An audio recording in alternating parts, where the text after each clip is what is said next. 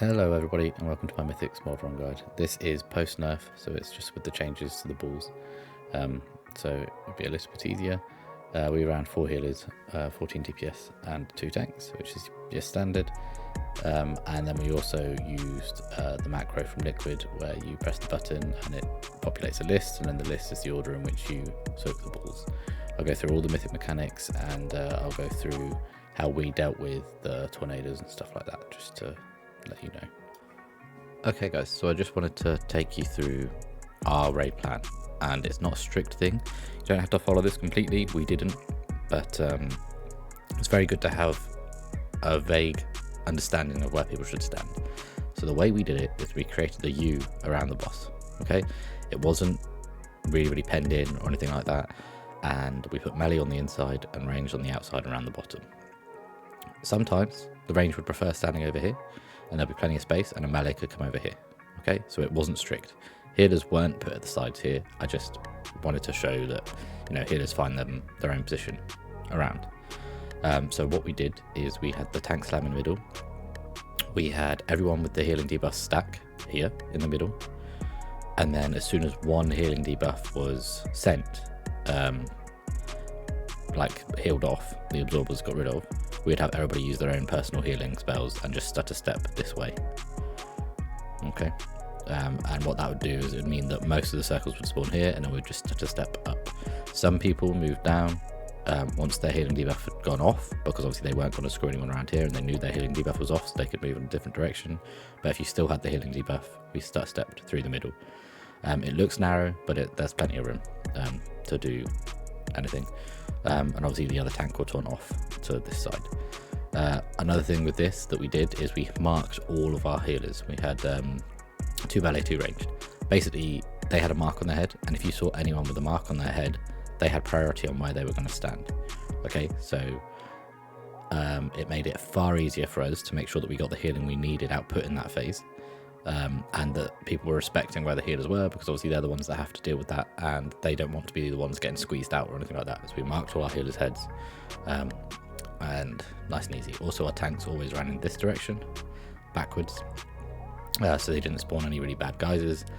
And we did use an augment wield stone, I think it's called, I can't remember the exact name, where basically the tank can go back here, drop off the thing, and then press the wield stone and they'll port back to the evoker. We use that for our blood DK. Yeah, so that's just how we set up the boss. Just one other thing, I know that I will always link all of these 3 things in the channel description, but this is the macro that you need. Okay, this is the macro that will basically populate the list when you have the orbs that I'll go through later, that the people need to press to populate the list. So make sure that you have this. Okay, so just showing you an example of how we spread out for this right at the start. So I'll be taking the tank soak. You can see we've not closed off the bottom of the U because there's loads of space at the start, but I'll run away down to the bottom.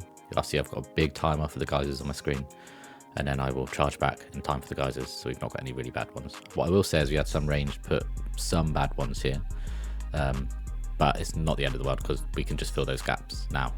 Plenty to stand in. I'll go through the orbs after this, but it's just showing you one rotation of how we split out our overheated. So now you can see I've gone to the other side. We've got the sort of U going around. I taunt the boss, tank goes around to the back.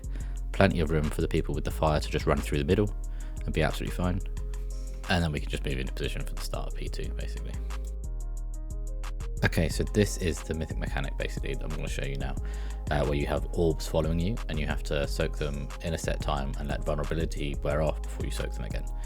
So you can see here that the 3 portals are coming out. They will press their buttons, and our healer there is second on the list. What happened here is our top person on the list actually soaked so quickly that their name doesn't disappear. So I have to make a call, you see the orb chasing him just there, that our healer is fine to clear because the first one has actually been done, even though it's screaming don't soak it on his page. So soaks, there you can see the vulnerability buff that you can't soak until that has dropped off, and then we just carry on and you can see that it drops off and the 3rd person can do it. So you can see here the evoker does it while we're kiting. We've moved into phase 2. The reason that we did it so late is because of the confusion of the first one soaking so quickly that we were unsure what was going on. So just take your time and call it out and do it nice and smoothly and you're fine. Okay, so I thought I'd just show you the bad rotation on phase 2, because this is a set rotation that happens the exact same every time. So you make sure you get knocked back into a good spot. You can stand on the edge of these circles so you can move in between them quicker, and you never miss any of these 5 balls. If you miss one of these 5 balls, it's going to be a wipe. You're going to take too much damage at the end. Okay, so very, very self-explanatory. You move in and out, you move in and out, and then you get the spicy one. So you move right in on the edge here, okay, and then you gateway out. You can do it without a gateway, but not recommended. And then you use your speed totem and you get straight back in. Okay, nice and easy when you look at it like that, but with the orbs flying around and the little balls you need to absorb, it can be quite chaotic. So there are some add-ons that shows you the pattern coming in, but just make sure you're ready for the gateway and you're fine. Run through the last part of the fight basically, as I think this will be where you see most wipes now. The first parts don't do much damage and they're fine. So you can see we set up the U. I just absolutely peg it to try and get away from all of them as possible. As a tank, you just need to get off your own healing absorb and keep yourself alive in the fire. As simple as that. And then you get back. Our baiting was extremely good there. Really, really impressed with our team there with how they managed to do those baits. As you can see, we've made a mistake on the macro. 4 people have pressed it, but we've just got the communication to be like, I didn't press it, I made the mistake. And we can just carry on from there. So now we've got overheated. So I am a little bit rubbish. I moved to the side, then moved to the other side. Still a gap for the people with the healing debuff to run through. Guys is coming in. I spawn a pretty bad one, but because we've been so good at the other ones, we've got the track we need for the end phase. So all you need is one little slither where that lock gateway is to make sure that you are safe. We make sure that we do the last orbs.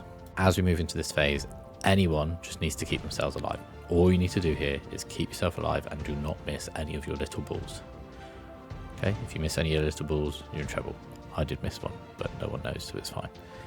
And then, yeah, you just do the pattern again. You make sure you're not messing this up. You get in ready for the gateway one.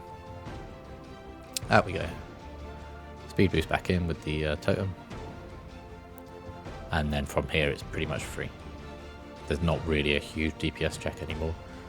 And you just all, at this point, get knocked into a good position. You do not want to get knocked into the fire here. You stand in the inner circle. I don't know why ranged insists on standing outside the inner circle when they have to move again and again. Just start in the inner circle and you never have to move. And just push all the DPS you have. And then that'll be yours. A nice, easy, free kill on Smolderon.